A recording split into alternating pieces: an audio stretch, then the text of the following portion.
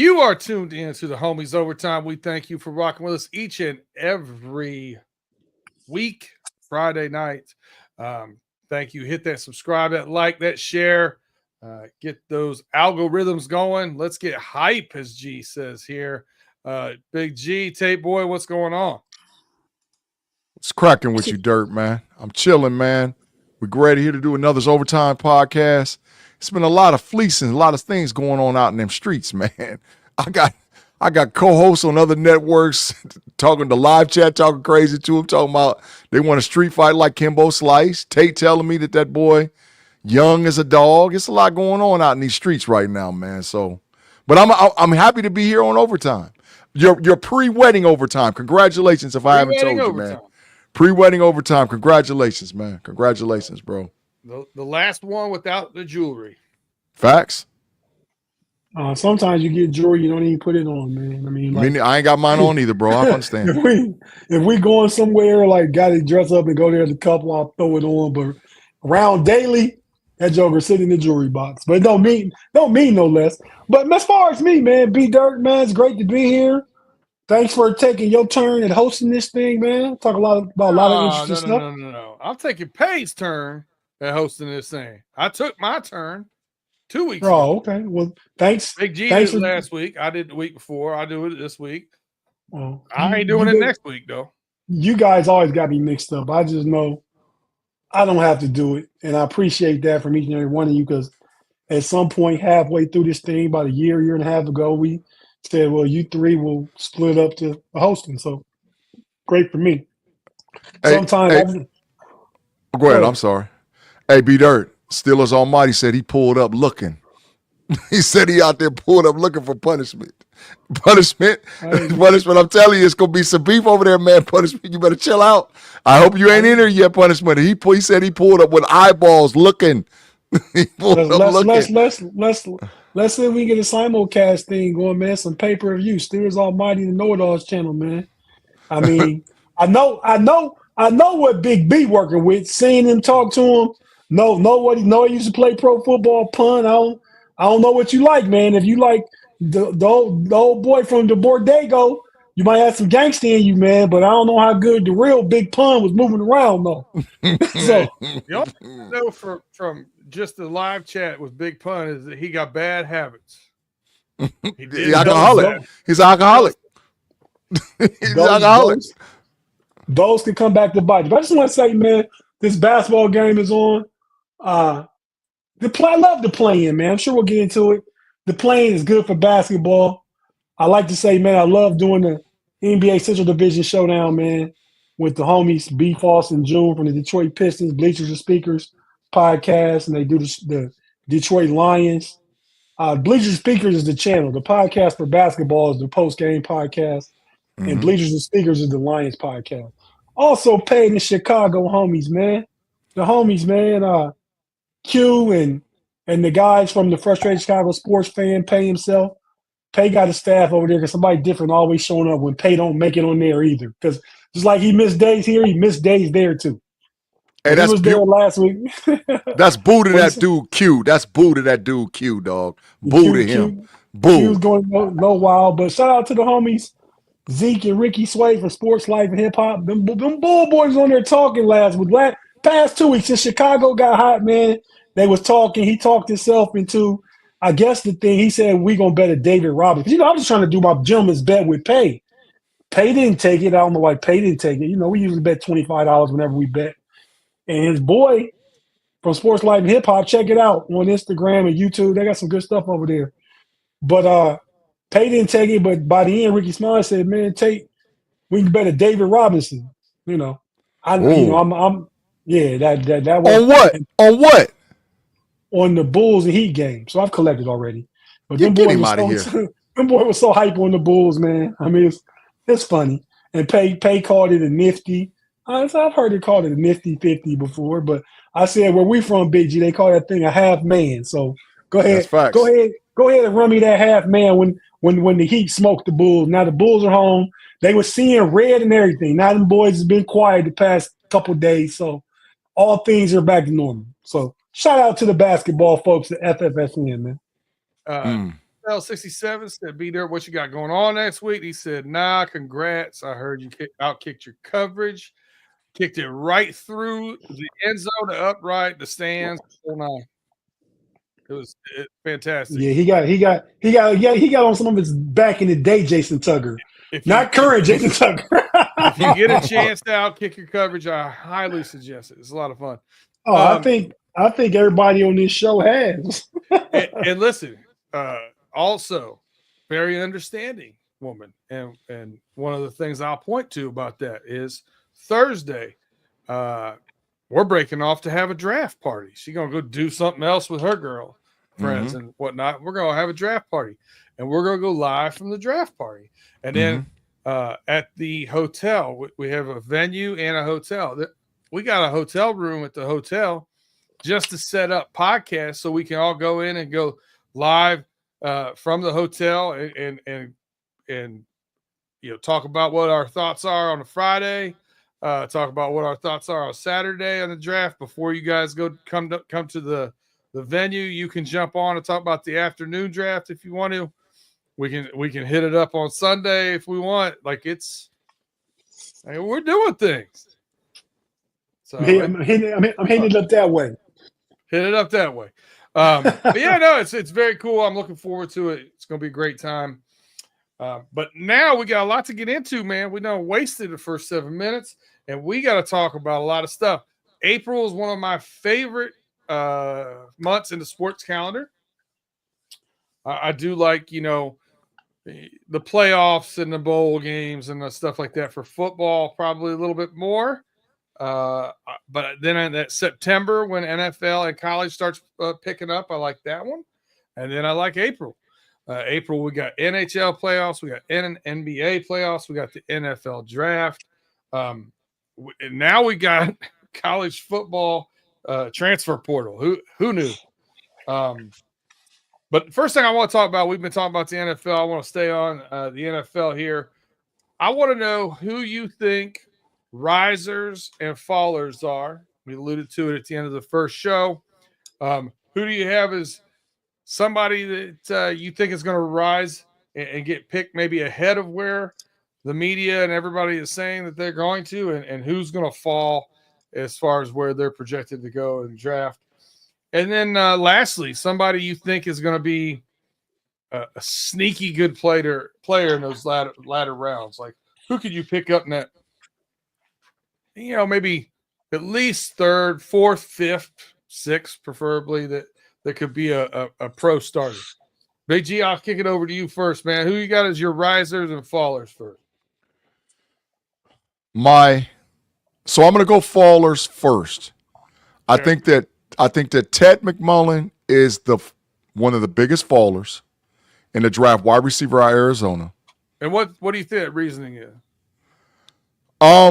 I think when teams actually sat down on it and they looked at the value that they could get in an Emeka Buka or Matthew Golden, because the NFL, you got to play fast. And I'm not saying Ted's slow. He ran like a 4.42 or 4.43. But Mac is running a 4.41, 4.42. Golden's running a 4.3 flat. And they just have game-breaking speed and ability to get open from a slot position. A lot of people are doing comparison to Tech to Mike Evans, and I don't see it. So I think that Ted is falling. And then I got another faller, is James Pierce Jr. I think that they're saying he's taking plays off. I've actually watched film on Pierce, and I see that their edge rushers are jumping in front of him. Williams from Georgia, Stewart from Texas A&M, Green from Marshall. They're jumping in front of him. And so there's a reason why that guy falls like that. Now, could he be fixed at like the Philadelphia Eagles at 32? Yeah, he could. But he's fallen a lot. So those are my two fallers, B. No Diddy. You got to chill. Didn't know if we're going to let that go or not. No, Yeah, I was waiting to get done talking. Once I saw you caught it too, B Nerd. Yeah. It's all good, man. It's all good. Can I give my faller before Big? Because Big G always like to go first and then take more than one. That's all right. Yep, you're right. But you can. But I do want to say this about James Pierce. The best word association I've heard so far with James Pierce, aloof. Yeah, I've heard that. Guy just seems aloof. I've heard that. If he's out here doing great things or doing what he just out here, just doing his thing. Tate, Faller, give it to me. Well, obviously, I thought Ted McMullen too. That's why he's on the cover of the thumbnail for the show. But I'll go ahead and go another direction because this guy was projected to be a first-round pick last year. Now he's lucky to be 6th or 7th. Sticking the wide receiver position, I'll go with Isaiah Bond out of Texas. Huge fall. I mean, so, he could be one of those steals too at the same time. So he had a year where he was injured, year we had some drop balls, a year where Golden transferred from Houston and came to Texas and was the number 1 receiver on that team. So, I'm going to take Isaiah Bond. I'm just going to take that low-hanging fruit and be done. Just give you one, B-Dirt. You go ahead and go with yours, man. All right. I'll give you 2. I'll give you a pair of quarterbacks. One should put a smile on your face. I think Shedeur Sanders is really going to fall, and I think you guys have a legitimate chance at getting him. I'll be so happy. I'll be so happy if that happens. Too. I would be happy too. You think he gets past the Saints? I do. Okay. I do think he's going to get past the Saints. I know there's some rumbling now. I just don't think that fixes the Saints. I think the Saints are better off.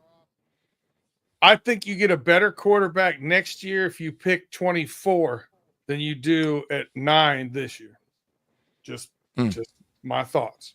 But I'll rewind the clock. I didn't think about it until you said somebody that last year would have been drafted higher and this year is not going to. What about Quinn Ewers? Oh, yeah. He smoked it. He smoked it. Because I also have a receipt over here with Mr. Pay's name on it and mine about Mr. Ewers getting drafted in the 1st round. Who said what? I mean, we know which one's wrong, so. I did. I said Quinn Ewers was going in the 1st round? No. I said and Pay. I said Ewers was not going to go in the 1st round. And as a matter of fact, if we want to pull that clip back up, I think you agreed with me and wholeheartedly talked about seeing him live and knowing he ain't the real deal. But yeah, we saw him. No, we saw him live. And he's not to just jump in because you brought a receipt up, B-Dirt. And what else Pay owes a receipt for in corner time? How about them Golden State Warriors? How about Hemi, playoff Hemi, not even Jimmy, playoff Hemi and Steph Curry? Pay, corner time is going to be paid sometime soon. Tate, listen, man.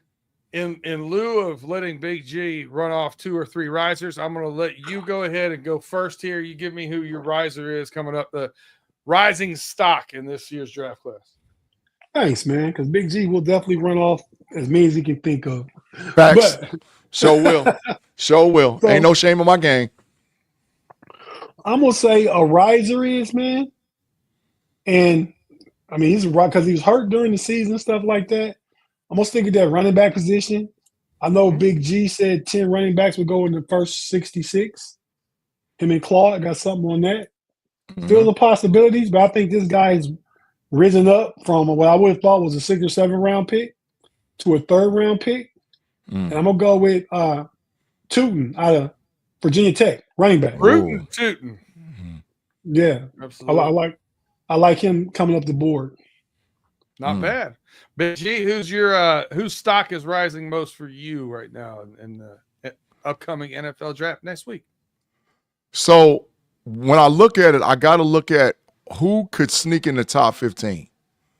Like a player that wasn't set to maybe not sneak in the top 15, and I think he is going to sneak in the top 15. I think that it's a strong possibility that Travion Henderson could sneak in the top 15 because teams are running back high.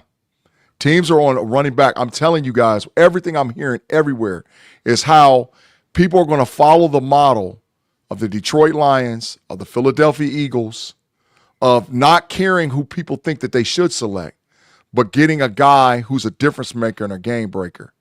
And every podcast that I'm watching, I'm hearing people talk about Travion Henderson, about how this guy is basically maybe even be a little bit better than Jahmyr Gibbs.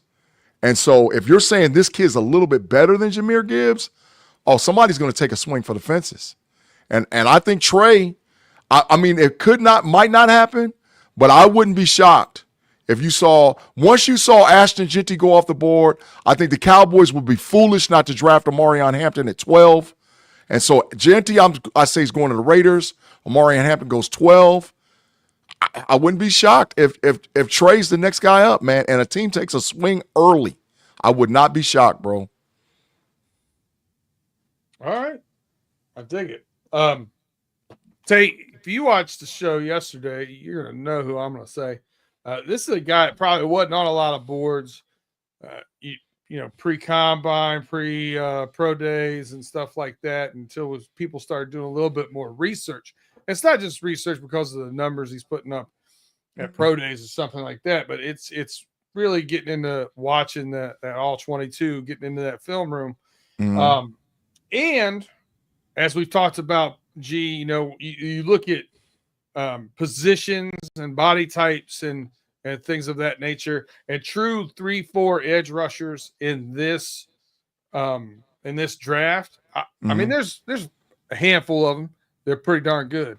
And then there's a bunch of kind of in the mix guys. And I think that's the reason why this guy, David Walker, Central Arkansas, dog, will rise up the board. Had 10.5 sacks last year, almost 70 tackles, 6'1", 263.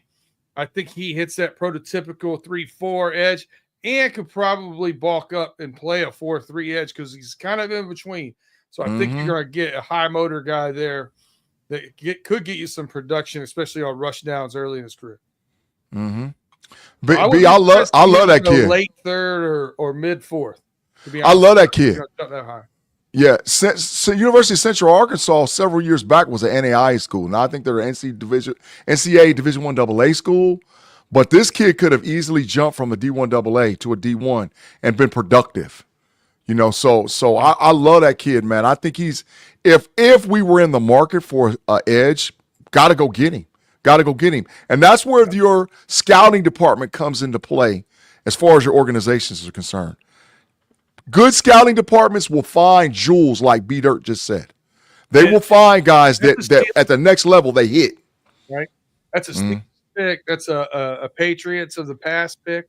Find those guys in the 4th, 5th rounds from schools that maybe aren't as popular or didn't get the hype or whatever, but fit what they need, and the style that they want to play and have a high motor. Dig it. But Dirt, I got one more dude, man, if I can. One more guy. I think that Zeeble, the offensive guard / offensive tackle from North Dakota State University, I believe in this draft you're going to have a run in tackles early. I think you're possibly going to have 3 tackles off the board with the first 10 picks. And if that happens, now teams that have tackle as number 1 priority on their draft board, guys move up. I have Josh Simmons penciled as my 4th tackle, but I got Zeeble penciled as my 5th one. And I think that Zeeble could sneak around and mess around and jump in that first round, man. And because teams need tackles. And I watched a lot of film on this kid because Steelers brass was out there saying, we need him, we should get him. And I'm like, yeah, right. He's North Dakota State University. Man, I watched him. Yeah, he is that. He is that, man. And so he's got first-round talent written all over him. So I could see him jumping in the first round early because I'm just predicting that 3 tackles will jump off the board by the first 10 picks. I dig it. You muted, Tate. You muted. We got to find that dude. No, you muted. Yeah, so I get fined. I'll find right after this. There's one Big G to see. That's the Jaime Carlo. Jaime got his bread, bro. He got his bread. So yeah. Hey, man, we thank you, Jaime, for rocking with us over on the Know-It-Alls. And anybody that's in this podcast that doesn't watch the Know-It-Alls podcast, make sure you swing over there and subscribe to it. We're working desperately to get 1K subs. We've grown a lot over the last several weeks. I think we're almost about 780, somewhere around there. So help us get another subscribe, and let's get that number to 1K so you can get some of the content, some of the stuff that we do. There's Jaime right there, just dumped in the chat. Say, Jaime, what's cracking, bro? Congratulations for the 25, bro. Congratulations, man. Yeah, man. All right, listen. Thank you. This is a good break time, man. Mm-hmm. This is a good break time. Thank you for the support. And now we're going to give you that extra second that you need to go ahead and share this podcast. Tell a friend to sign up for the Know-It-Alls. Check out the homies and get those 1,000 subscribers. Listen, I know there's a lot of you that jump in the live chat every week and that give us super chats and sometimes it's $2, sometimes it's $20, and we appreciate all of it. But one thing that everyone in this chat can do that costs 0 cents is go in, rate, review, and share it on your social media.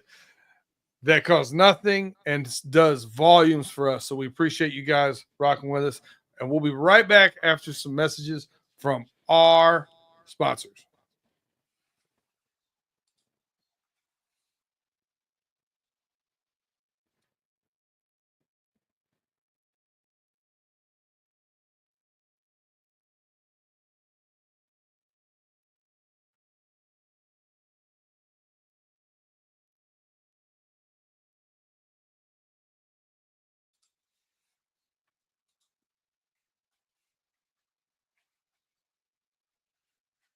All right, and welcome back. As Big G has the sign up right now. If you're watching on YouTube, it says algorithms. Get those algorithms up. If you have not that subscribe, please do so now. Let's get into NBA playoffs. We got the play-ins going on. We got some overtime going on. We got a lot of things going on. Here's what I'm thinking, guys. I think we just real quickly run through the matchups, even though we don't quite have them finalized, and just one, not finalized. This next game, Memphis versus Dallas will play OKC. Okay, so Miami's in. Miami's in. They beat Atlanta in overtime. All righty. I see that updated on mine now. So we just got one not there. You want to start on the West or the East? I'll let you pick. Big G, you pick. Yeah, find him, Tate. Hit it. You're welcome. You are welcome. Trying to follow instructions, messing around with Tate. Listen, I saw that little mute. I saw that little mute, and I threw it right to him. Whoop! That's the only reason you guys don't get fined, man. It's so easy to do, but you never hit mute, so you can be quiet during the break. We hear you sucking on ice and doing all kinds of stuff. And I'm guilty too during the broadcast, but I do hit mute when we go to break. That's fantastic. All right, y'all set me up. Y'all set me up, West Coast man. or East Coast? It wasn't we all. I did. I set you up. So yeah. I want to go west. I want to go west, man. West Coast. We'll go west. Let's start off west real quick. Rapid fire. You got the winner of the Mavs.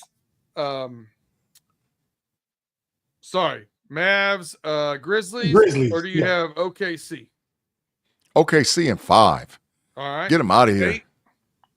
Well, OKC gonna win. I want to see them play the Mavs because Big G, what's the Mavs mean in the playoffs? What do they mean? What's that mean? Acronym. For us. Oh. It means more corner time for Pay. Oh yeah, because he bet that. He bet Pay owe a lot of corner time, bro. Pay still owe me from all that mess during the regular season, bro, with the dang on Chicago Bears and he could pay owe some hours, bro. In all fairness, you owe 25 push-ups too, though. Okay, but compared to 3 hours of corner time, too much to talk about. I'm going to also take OKC in a gentleman's sweep. I think AD can get hot and win one game. He's got to shoot threes well in order for that to happen. The 7-2 matchup is the Golden State Warriors versus the Houston Rockets. Interesting 7-2. Tate, who you got in this one? Golden State. Golden State. Rolling back. Houston's good. Well coached by Yume Udoka. Good young players, but young players. Golden State.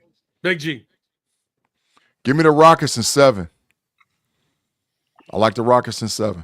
All right. I'm also going to take Golden State in 6. You got to prove it to me when you're young boys. So I don't know. 6-3, an interesting matchup here. We got the T-Wolves and the Lakers. Big G, who you got?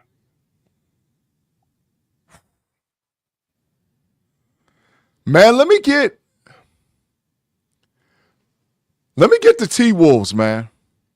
Let me get the T-Wolves in 7. Let me get Minnesota in 7. This is the toughest one. I will say this about this one. Whoever wins this one is going to the Western Conference Finals. So I'm going to take – man, come on, man. You know I got to go with the GOAT King, man. The GOAT King with Luka Magic? Got to go with him, man. I mean, because the ball's going to be in – we all know playoffs, the series shortened, the bench shortens, strategy and coaching become more involved. LeBron and Luka are 2 machines on the court, 2 computers on the court. They're going to beat Minnesota because Ant Edwards can get erratic, Rudy Gobert can get in foul trouble. Give me the Lakers 4-2. I think the depth of scoring now when you get to the playoffs and you're looking at that, Austin Reeves, I think, is the difference maker, really, because where's that third scorer coming from? Mm-hmm. When it goes to the T-Wolves or ball handler or facilitator, I like the Lakers in a tough series. I like them. I think it's going to be a 6 or 7 game series. All right. Another interesting one. We got the 4-5 is the Denver Nuggets and the Los Angeles Clippers. Tate, who you like in this one? Man, I got to go with the Clippers. What they've been playing lately, man. Ty Lue is a great coach. Denver cut a great coach, Mike Malone. Facts.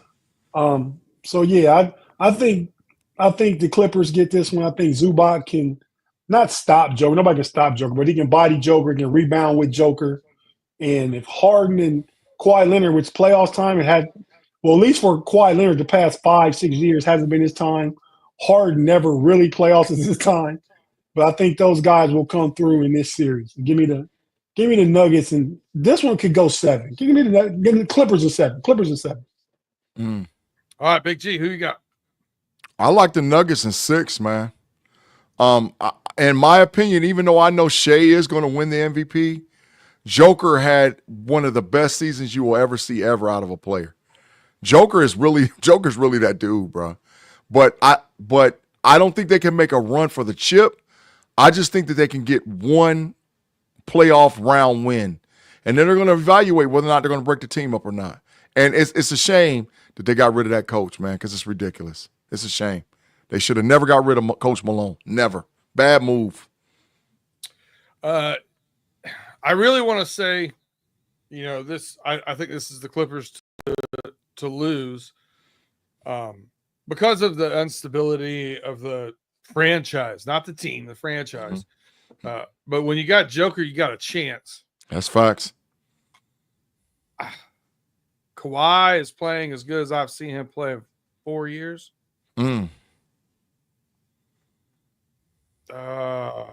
James Harden, I think, still wants to win, oddly enough.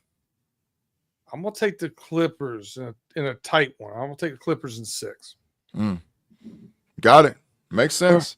All right, so the East is completely finalized, so we can go to that one.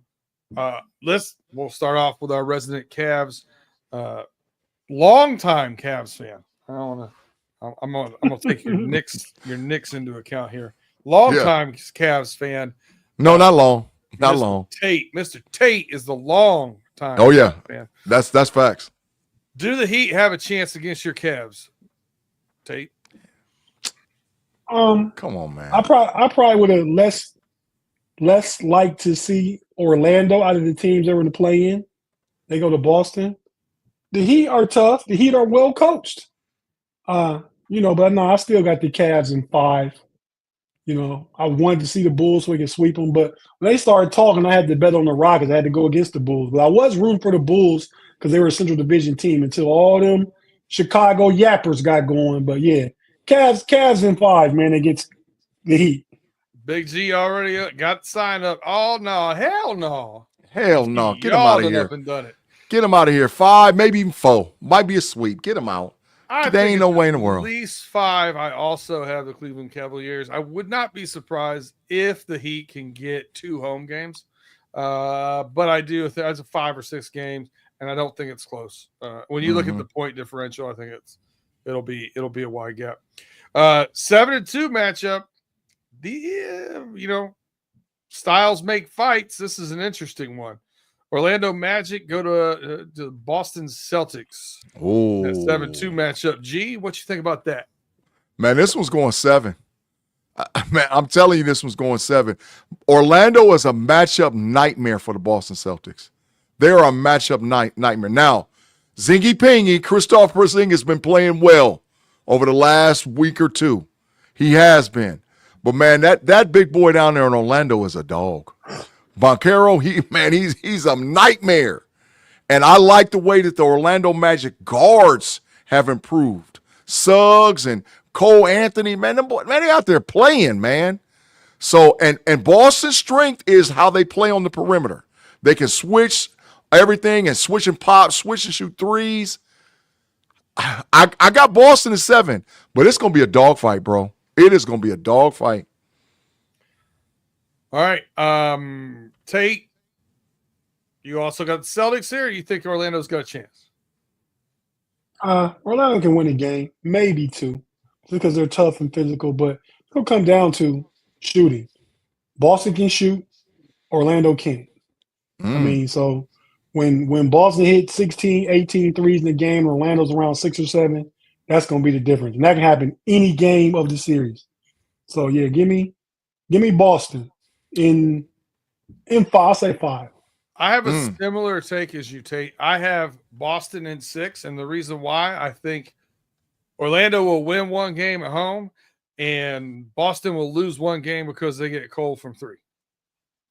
Just bound to happen out of 6 games. I think one of them, you end up hitting 20%, you lose that game. All right, let's go to the 6-3 matchup.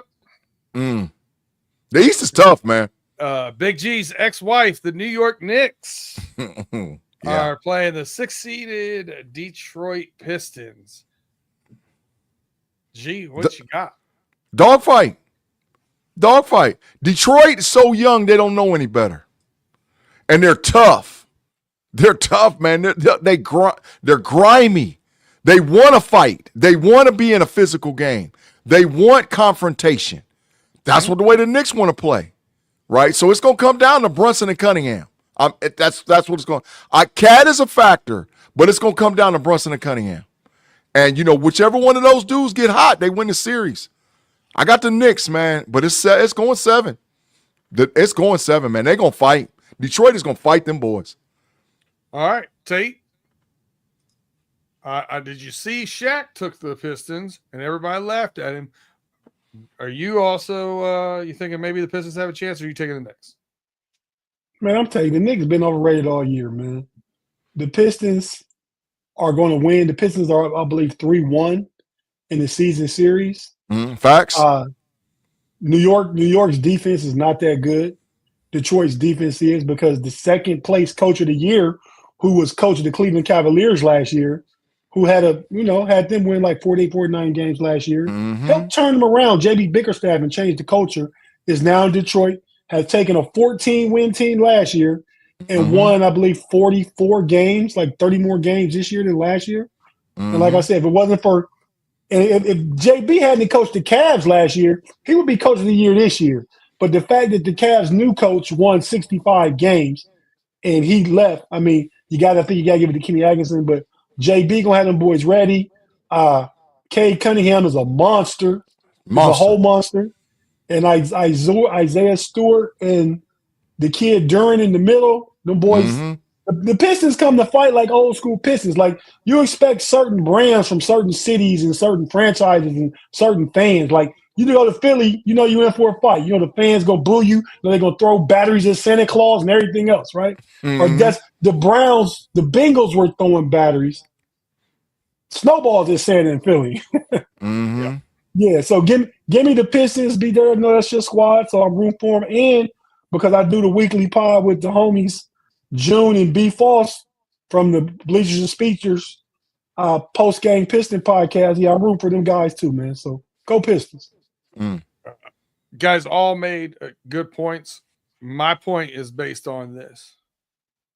I think the physicality of the Pistons and the toughness of the Pistons from top to bottom, not one guy, from top to bottom. I think Cat's going to wake up in a cold sweat after game 2 thinking about Jimmy Butler punking his ass. Give me Detroit in 6. Hey, man. Hey, B-Dirt, I got to give flowers, too, man. That Ivy kid is a dog, too, man, for Detroit. He's a dog, man. I was watching him. I said, is he back? Is he back, though? I think he's back. I think he's ready for the playoff run. Ivy's a dog. Before he got hurt, he was out there killing them. I like Detroit, man. I like Detroit. B-Dirt, remember I was waiting, debating on whether or not I was gonna go Detroit, Cleveland, Detroit, Cleveland, Detroit, Cleveland. Man, I love Cleveland, man, but I deep in my heart, I got some love for the Pistons, man. Yeah, they're fun. They're a fun team. I like Malik Beasley, man. He's been playing well. Yeah. He's the only player that hit more than 305 3-pointers in the season. Steph Curry and James Harden and others. So Beasley had an incredible season. Yeah, facts. All right. And the 4-5 matchup, we got the Pacers and the Bucks. Tate, who you got? Pacers or Bucks? My early on call, I'm going to stick to it. My brother's a Pacers fan. But at the beginning of the season, I said because we do a Central Division podcast, right? Pacers in the Central Division.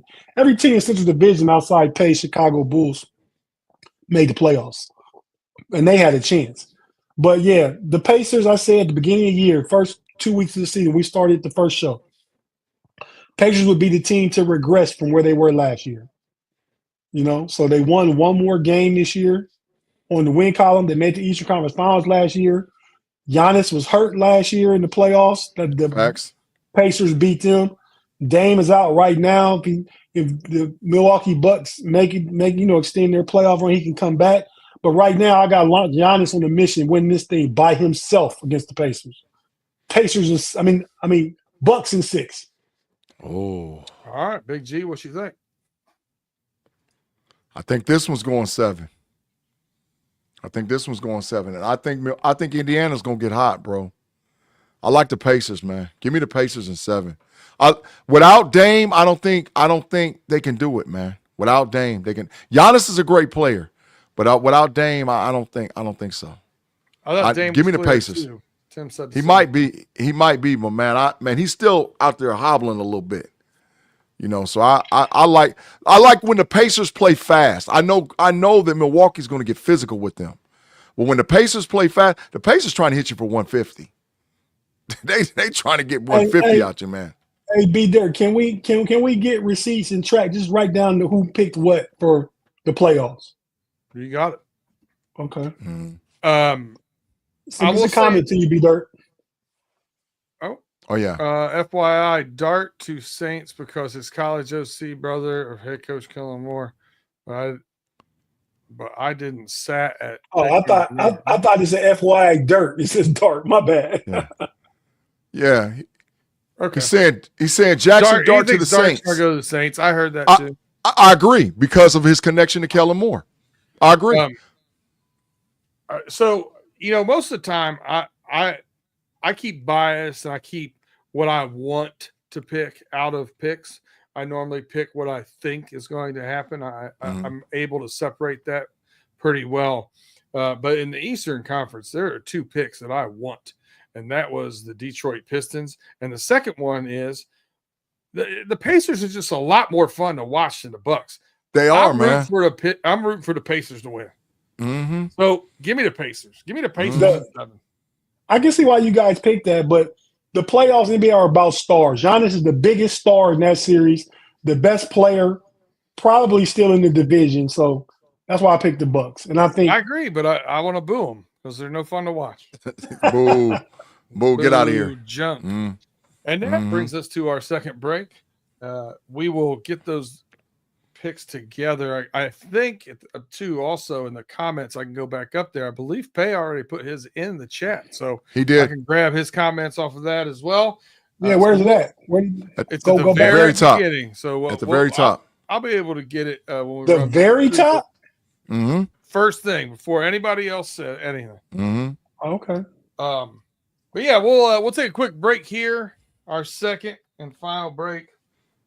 Here, quick messages from our sponsors. If you have not yet, I do not know what you are waiting for. Hit that like, thumbs up, subscribe, rate and review 5 stars, and share it with a friend. Costs you $0 to support us and what we're trying to do here across all of our channels. This reaches everything. So we appreciate you rocking with us. We'll be right back after this message from our sponsors.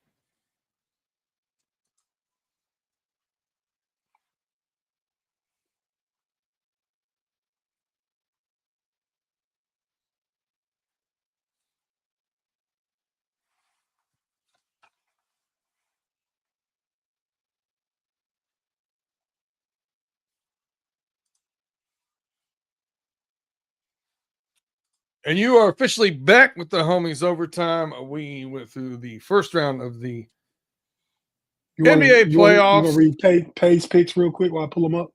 Oh, yep. If you're going to click on them, I'll read them. Okay, so Pay takes OKC. Pay. Remember? He takes OKC. He takes Houston in 7. He takes the Lakers in 6. He takes the Clippers in 6. So we picked all the same except for Houston, and he just got that Golden State hate because they got him corner time. All right, and then in the East, he takes the Cavs in 5. He takes Boston in 5. He takes the Pacers in 6. And he takes Detroit in 6. All right, so that we all took KC, right? Mm-hmm. So we all took KC. Did anybody else take Houston?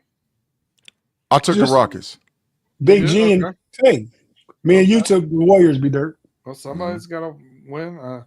The Lakers. That's you. I didn't take them. I took Minnesota. I took the Timberwolves. So G took the Wolves. Okay. And then the Clippers. I took the Clippers. I took the Clippers. Took the Clippers, and Big G did not, correct? Correct. Pay took the Clippers. Big G out there on that island. Everybody go hard or go home. Cavs. Go hard or go home. Go hard or go home. Everybody took the Celtics. And the Pacers. I took the Pacers. Tate did not, right? Yep. I'm the one that took the Bucks in that one. All right. BG and then the Pacers. And then Detroit is me and Tate. No. Yeah. And Because I took the Knicks. Yep. Yeah, I took the Knicks in 7. Pay took Detroit too. Yep. We got them all marked. We're good. All right. I'm either going to be in a lot of trouble or I'm going to win big.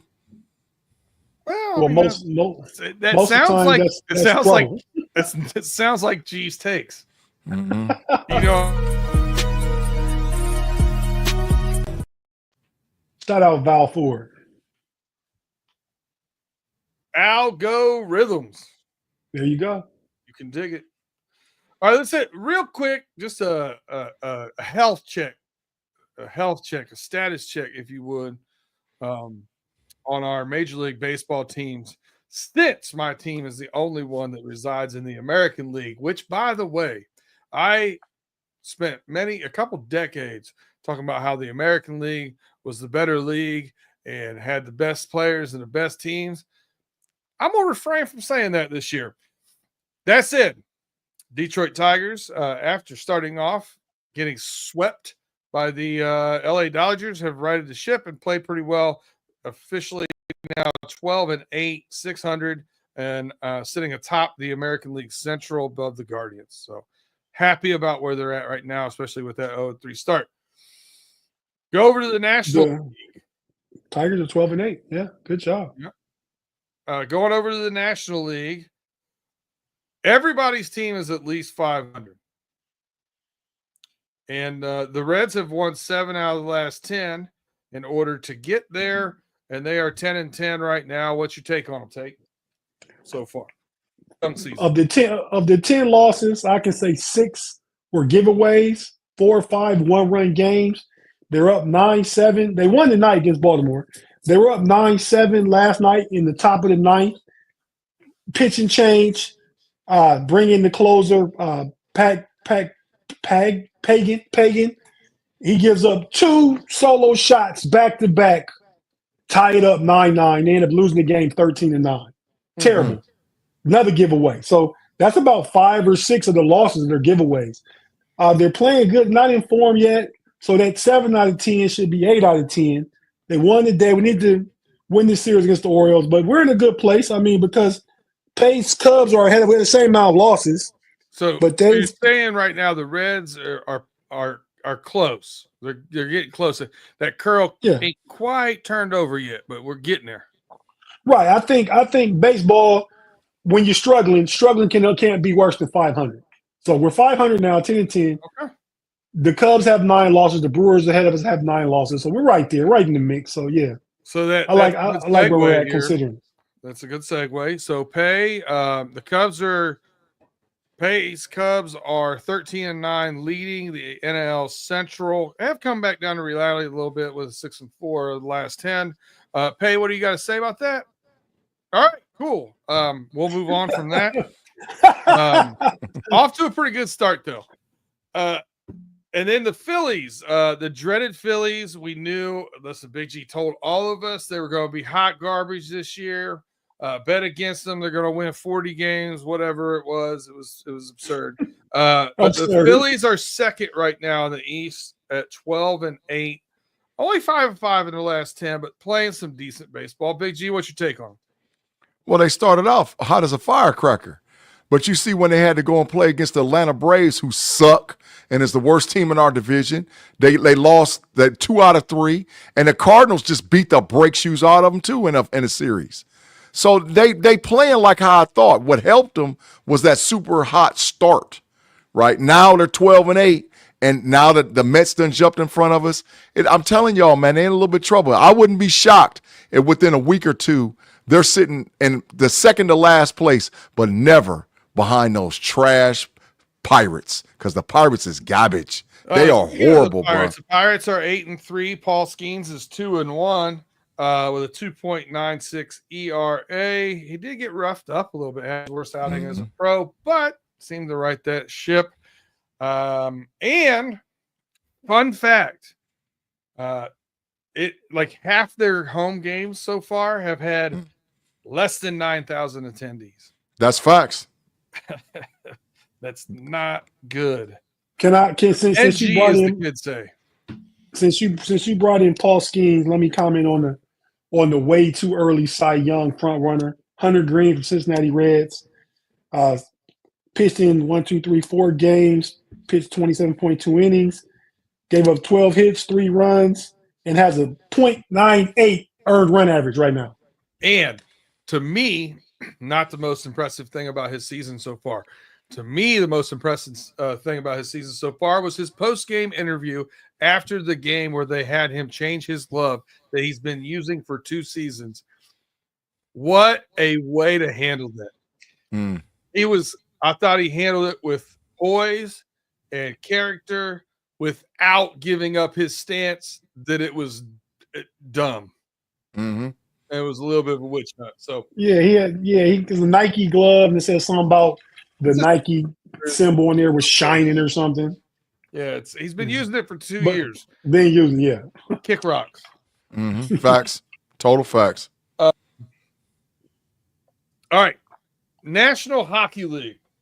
And we'll say it for us. Well, they had 27,900 tonight. Well, I mean, it was the first time the sun has shone its face in Pittsburgh this season. It's the first time it's been over 70 degrees. And it's a good time to go out there and see it, Dennis. They're going to have some games when they do have good attendance. And they're also going to have one of the 3 or 4 worst attendances in the league. Period. Facts. Point blank. That's no facts. No one cares about the owner. Bob Nutting has lost the fan base. That's the problem. But I'll continue to push forward here. NHL is not our wheelhouse. I like it. I appreciate it. It's also not my wheelhouse. Mm-hmm. I do pay attention to it. I do get the differences between a lot like the NBA. The game is a little bit different in the playoffs as opposed to the regular season. It slows down. The line changes are going to happen a lot. It gets a little more physical. There's more diving in front of pucks.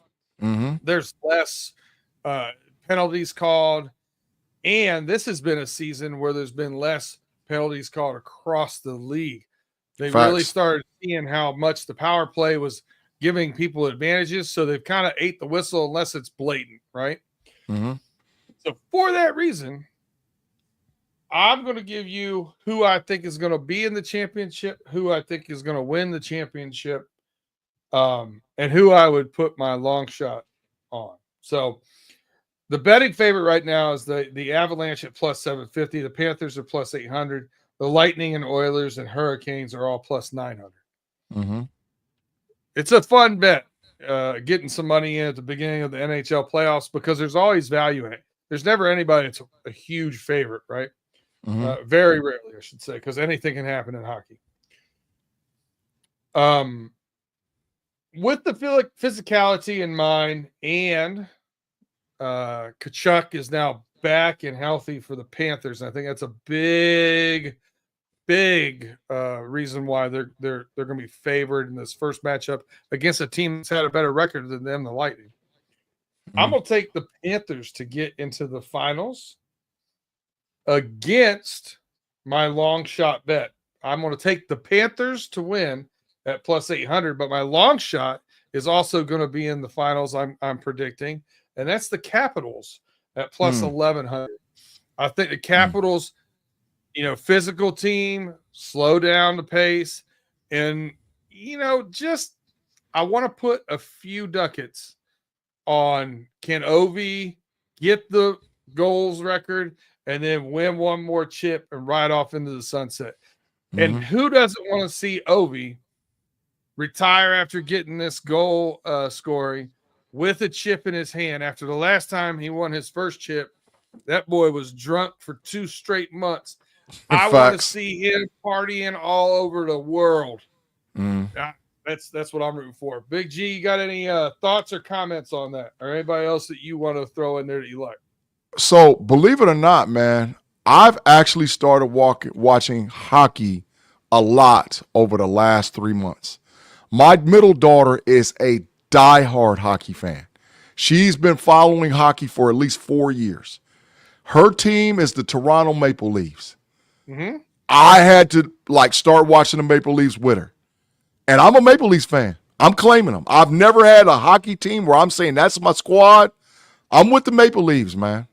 So I've watched Austin Mayer. I know who he is. He's the right wing. I mean Austin Matthews, he's the center.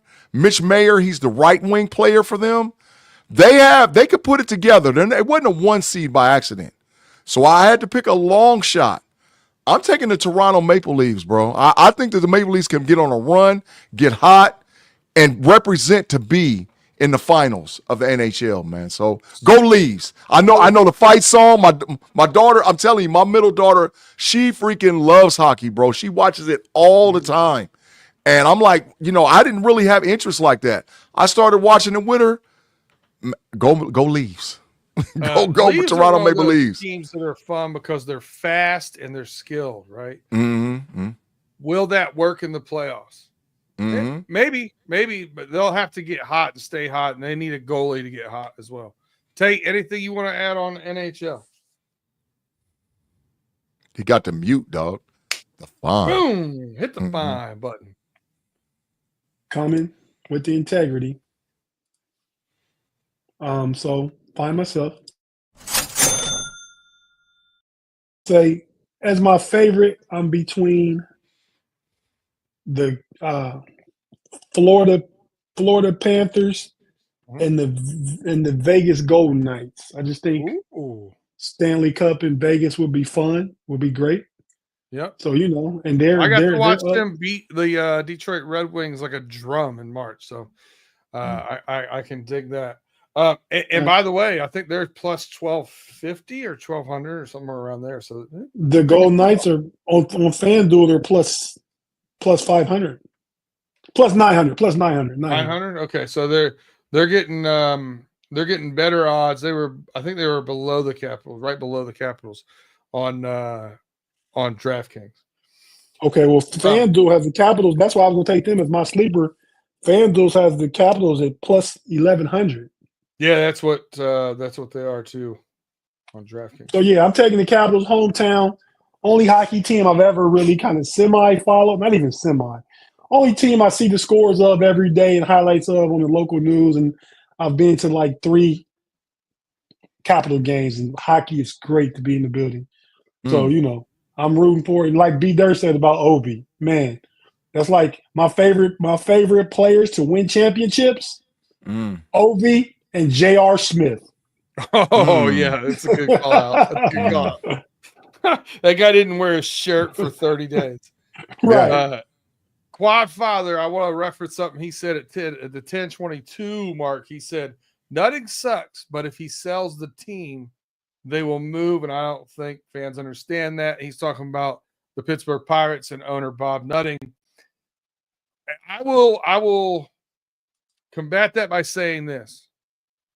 In 2013, I owned a restaurant directly across from PNC Park, and one of the guys that came and ate at my establishment took a picture with me in front of our sign and had me tweet him out was Mr. Mark Cuban. Mark Cuban's from Pittsburgh. He wanted to buy the Pittsburgh Pirates. He sure as hell didn't want to move the Pittsburgh Pirates, but the little boys network in the MLB wouldn't let him in. He tried to buy the Pirates and he tried to buy the Cubs, and they just wouldn't let him in. Basically, the Pirates weren't for sale, and then the Cubs he kind of got blackballed from. So is what it is. I think he would have been a good owner. You wouldn't be penny pinching right now if you're the Pirates. No, you wouldn't. And what was the name of your restaurant, B. Dirt? Remind me. BZ's Twisted American Cuisine. Yeah, that was a nice spot, man. It was fun. Really nice. I miss it. I would not do it right now, man. It's a young man's game. Woo. my shoulders still hurt because of it. So the last thing I want to wrap up with is college football. And I'm gonna save the best for last on this one. I'm gonna let Tate go first because I know that G's really going to get into it. But they got some stuff on the dockets now about salary caps, and they're starting to come out and say that the salary or they're getting a 2-year $4 million deal. Like, this is no longer NIL. It's not name, image, and likeness. That you're getting a contract basically. So something's got to change in that world. The transfer portal is out of control. A lot of people are starting to make comments about it. A lot of things you're seeing, like this late spring portal. Michigan has a handful of players sitting out. And what happens is you get Justice Haynes comes in from running back. And then we have Hall that thought he had a good spot with a backup, sees the 2 guys in front of him and says, I'm not going to play enough. And he scats out. It's not like he plays the year and then skates. I mean, he just spring game. I'm out. I'm done. So it's a weird thing. Tate, crystal ball, what do you think's going to happen? What's your take on this? Like, do you think it's bad for the game? Do you think it's good for the game? Do you think it's good for the kids, bad for the kids? Like, what's your overall take with this? the state of the union for college football. I think at its premise is good for the game. And I've said from the very beginning, though, there has to be regulations. It was too wild, wild west. From the very beginning, I said this. You know what I mean? Need to be some kind of regulations. Don't have to be the NCAA over it. Just needs to be some regulations, some rules put down, how much money teams can spend. I mean, on incoming players. There's just a transfer portal open. There's been players, and a lot because of COVID, been in schools for 67 years. Too much. Also, I think that the transfer portal, one time when your seasons are with and you're done, both seasons are with, that's when you have to declare, and you get one time. You don't get to change your mind in spring again. One time. So that would limit some of that stuff because players see what incoming recruits are coming and stuff like that, and they feel some kind of way, so they change their mind in spring. They say, "Oh, my spring's not going well here. Coach is not giving me a chance." Then they run and leave. You know what I mean? If you decide at the end of your season that, man, this don't look like it's going to work for me here, I'm going somewhere else, I can respect that. But once competition starts for the 2026, 2025 season right now, and you're there to start it, you stay there. So I think you put some regulations on it, some caps, however I don't know how that gets done because some schools just make more money than other schools, but I think you put some caps on it, you put some regulations on it in structure, and you stop all this jumping around and the ability to jump 2 times in an off season. No, too much. I'm going to say a couple of things, and then I'm going to let you run with this. Jake Butt, announcer for Big Ten Network, and does a couple of other things. All-time Michigan great.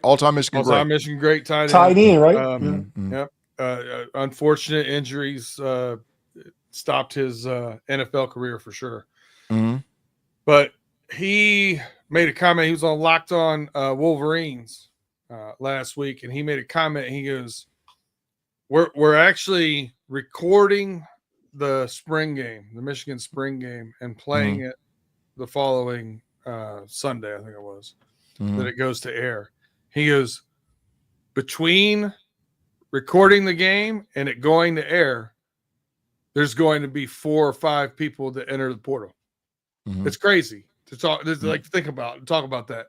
So that's a worry and a concern for me. And the other concern I have, the NIL thing, I do believe there needs to be some sort of cap on it. I've even floated the idea that there's maybe not a cap in name and image and likeness what these guys can make, because Bryce Underwood is linked right now to a Nike deal. I'm not saying he can't go get a Nike deal and get 5, 6, 7, 8, 10 million if he want. If they're willing to pay him, he should be able to get it. What I think that should happen though is the money that comes from the boosters and the schools and whatever.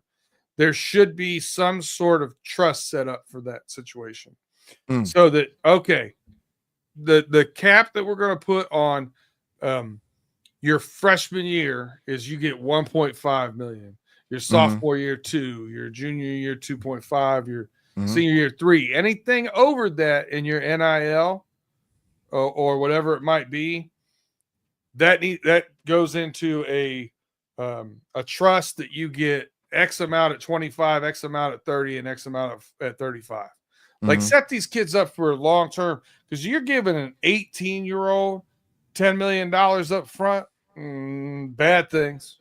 Bad things. And then you're going to hear stories come about slimy agents and people that align themselves with, and it might end up being some family members that do these kids wrong. So I'm saying for the best situation for the kids and for their long-term investment, give them money, let them have their fun, but make sure there's some more coming. And I think that's important.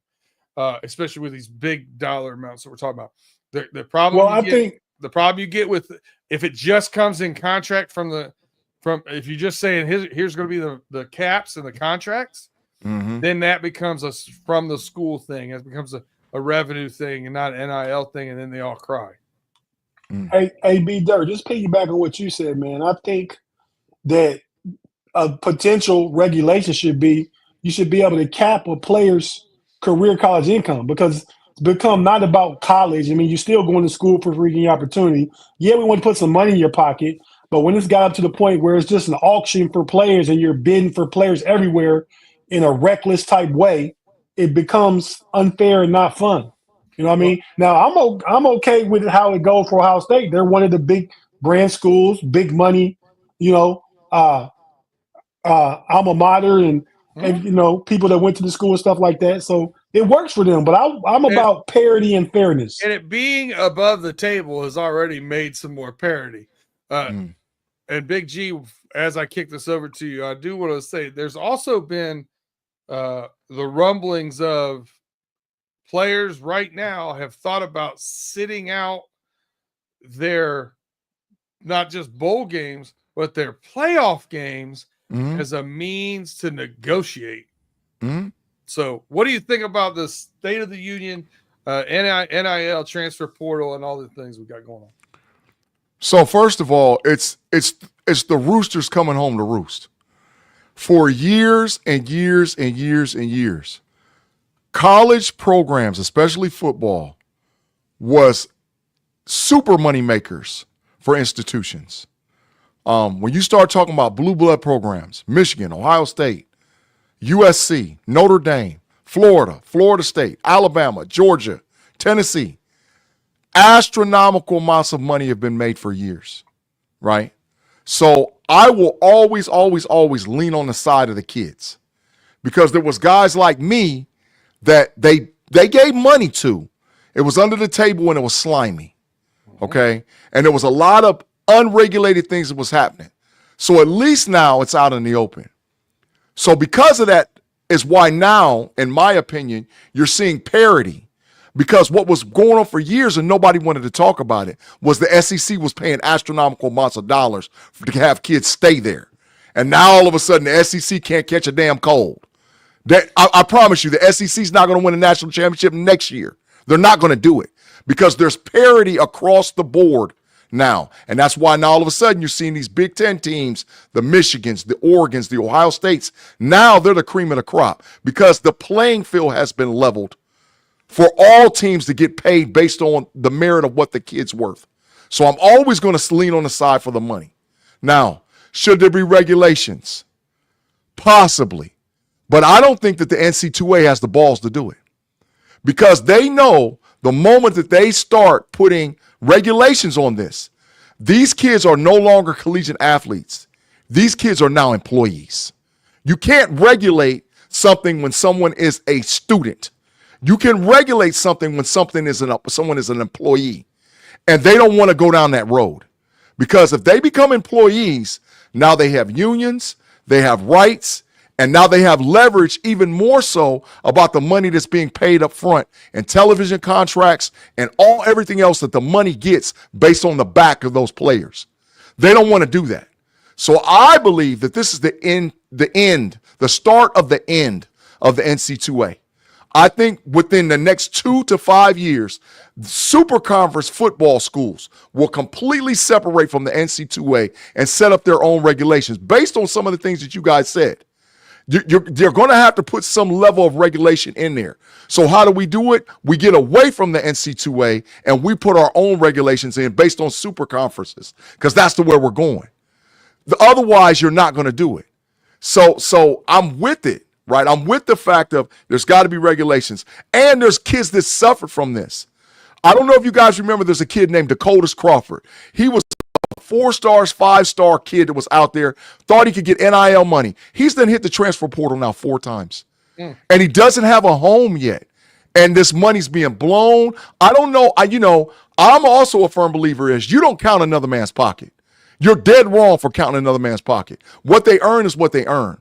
But I feel sorry for some of these kids that's being exploited by their families, being exploited by different organizations, NIL people that are making promises to them about money and dollars and cents and deals. It's exploitation at its finest. So, yes, I do think that you should have regulations, but I'm telling you flat out, the NC2A is a dead man walking. And it should be, because they started this by years and years by letting a conference like the SEC get away from robbing and stealing and stockpiling players, and we didn't know anything about it. And kids were suffering from that. So I'm the NC2A to me is a dead man. And I'm moving forward with allowing the players to get what they need and get the super conference and do what they need to do concerning college football, man.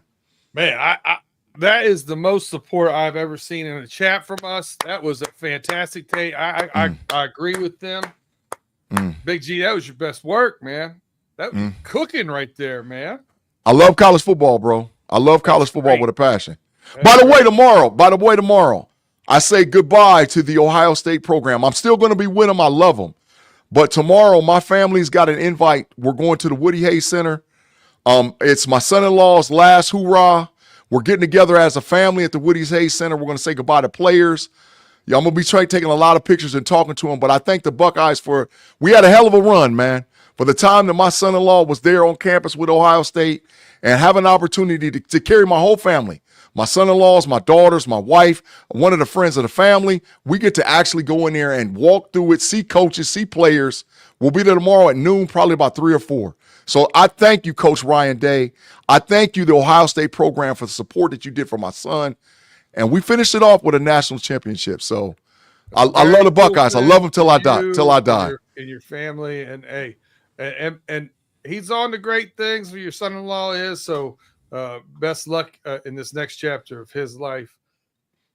So want to kind of on the way out, rather than doing a little, unless you guys got something you need to get off your chest, by all means do so. But we got one of the legends retiring from sports media, and I just wanted to hear your guys' thoughts and takes on it, and congratulate one Mr. Lee Corso. Coach Corso is doing one more game day, and that will be it this season at the young age of 89 years young, and right off into the sunset. Tate, what are your thoughts on Lee Corso and his career, and anything else you want to say to wrap this up?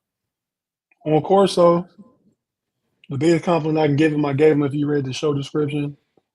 Lee Corso is the college football what John Madden was the pro football. Facts, I'm man. done. Yeah. Very cool. Absolutely, man. Shout out to the 47 times Mr. Corso wear the headgear of the Ohio State Buckeyes. That's who started it all. He started out by wearing headgear, and he wore the Buckeyes headgear. He picked them 47 times, but there wouldn't not be College Game Day, the noon big kickoff show, all these things and all these platforms. Guys like Joe Klatt, Curb Herbstreit, they wouldn't exist without Lee Corso. So he was a great coach at Indiana.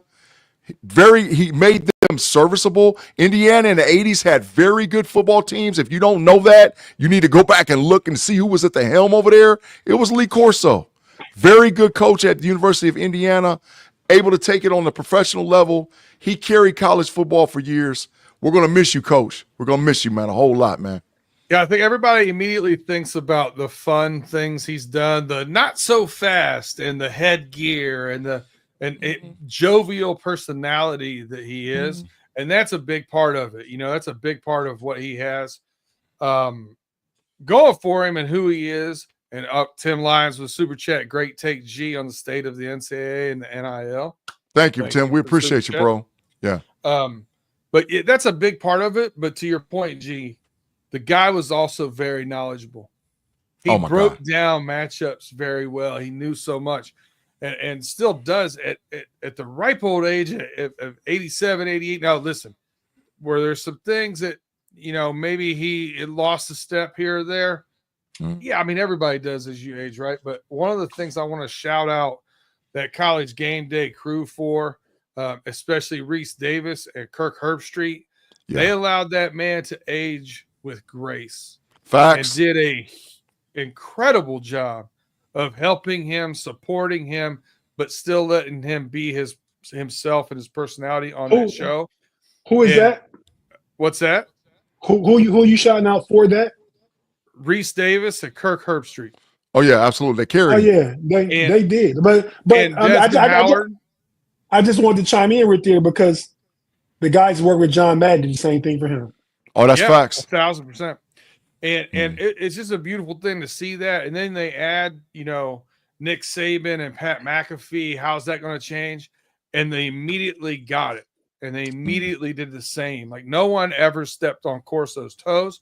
No one ever laughed at him on set. Like those guys allow him to age gracefully, and you don't see that much. Normally it's piranhas in the fish tank. So congrats, well done. And yep.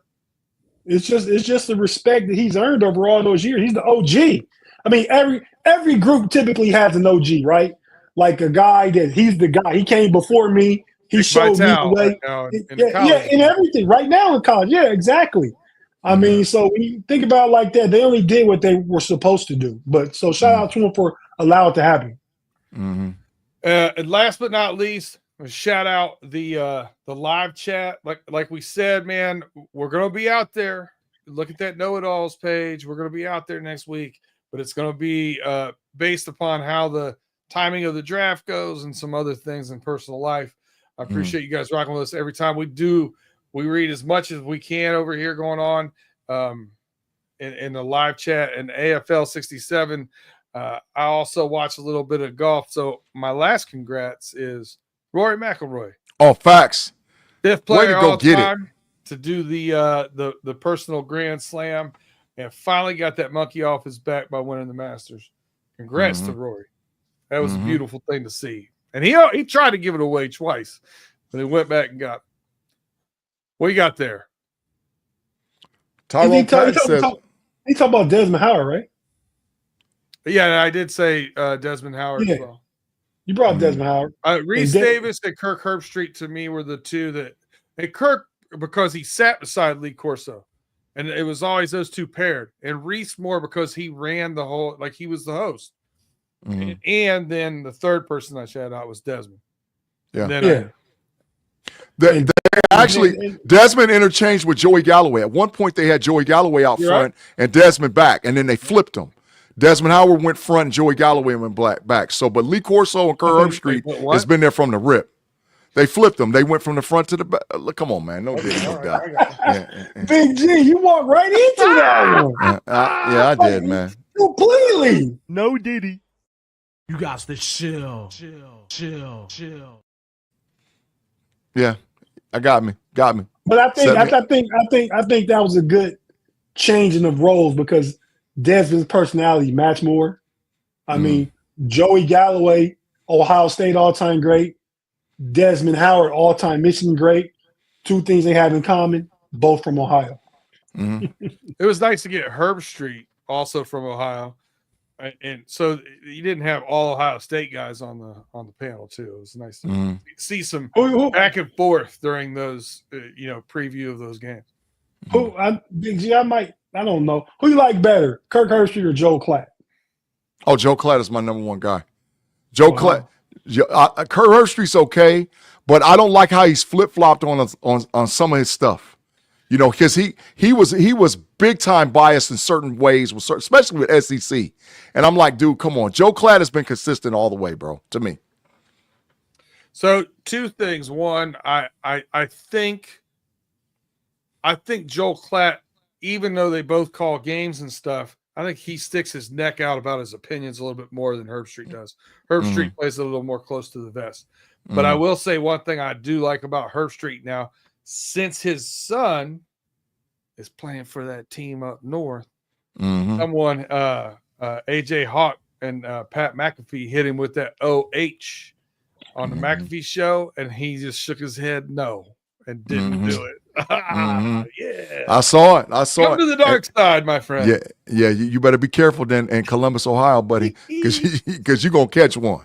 Don't his other son still play for Ohio State? He's the senior. This is it for him. Okay. And the quarterback went to Michigan. Yes. Okay. Yeah. He's down the depth chart. He's the same class as Underwood. Yeah, true freshman. Came in as freshman. He'll never play. He better go ahead to transfer portal now this spring when he transfer from Fresno State. Bryce Underwood, and Jaden Davis all in front of him. At least those three. He'll never play. He'll never play. And we have 2 guys in a recruiting class next year. We're going to get at least one, another really good one. So I don't know. Yeah, he might be a career backup. But hey, great place if you're going to be a career backup. It's a great place to get an education from. It's a great school. That part is true. That's But facts. Kirk is anywhere he wants and pay for it. He can go somewhere and have a chance to play. But kids are different. I mean, maybe, and I appreciate kids that want to smoke and take on the challenge. So much respect for Baby Herb Street. I just wanted to say it's going to be tough on Kirk. Got his son at Ohio State, tough on Michigan, losing Corso, and lost his dog in the past year. So, you know. New dog traveling with him, yeah. Mm-hmm. Life going on with Kirk.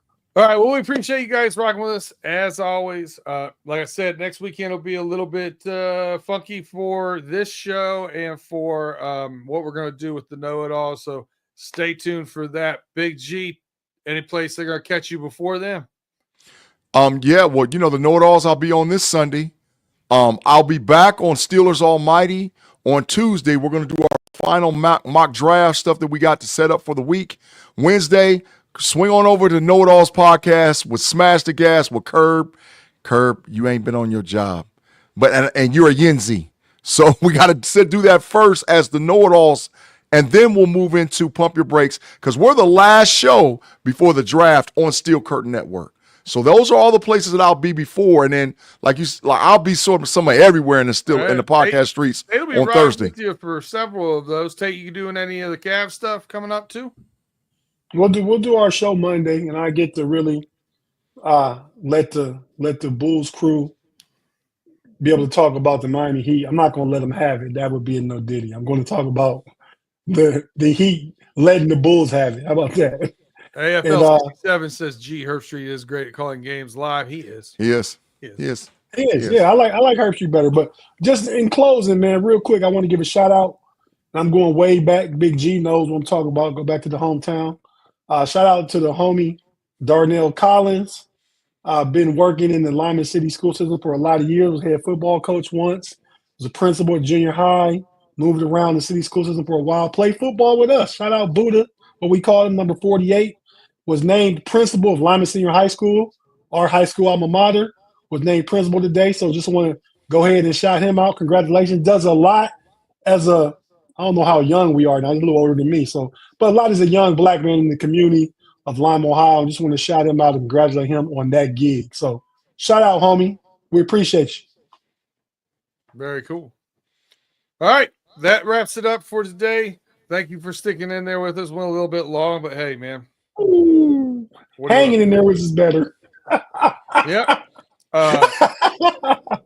But thank you for rocking with us, and we will be back next week. Catch us again. Lock up Brett Favre. My bad. And we're out. Holla. Mamba out.